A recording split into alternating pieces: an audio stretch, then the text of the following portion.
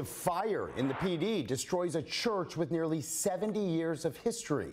Well, now the entire community is pitching in to help rebuild. WNBF's Samuel Shelton joins us from the United Fellowship Church of Marion. So, Samuel, you spoke with people today who are obviously and understandably devastated by that damage. What are their next steps?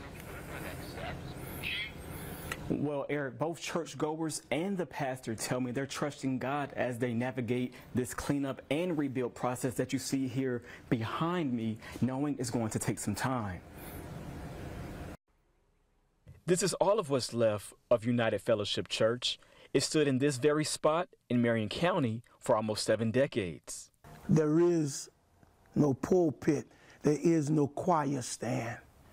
Everything is totally destroyed. Marion Fire Rescue rushed to put out the fire just after 4 Tuesday afternoon. More than 40 responders from nearby agencies like Horry County Rescue and Mullins Fire and Rescue came together for one common goal. To come and help contain, that showed the strength in unity. Right now, the Bureau of Alcohol, Tobacco, and Firearms Agency is working to determine how the fire started. Bishop Patrick Chambers said the building was filled with memories from weddings, worship, and even funerals. The church was also going through renovations when the fire began. It serves as the arms for our community. Here, so many people have came to this place and received help. An elder of the church, Evelyn Foxworth Mayers, says she remembers the church's humble beginnings. Well, I was here before the church started. I became a member while we were still under the tent.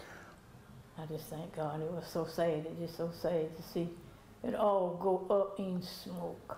As the community works to rebuild, those who call this place home say they're grateful for those stepping in to help. Yes, I thank God for what's left.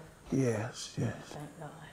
And Mother, by the grace of God, men are working right now, even as we speak. They're coming together that the walls of this church might be rebuilt. And if you at home would like to help United Fellowship, you can visit this story at WNBFnews.com. Live in Marion, Samuel Shelton, WNBF News.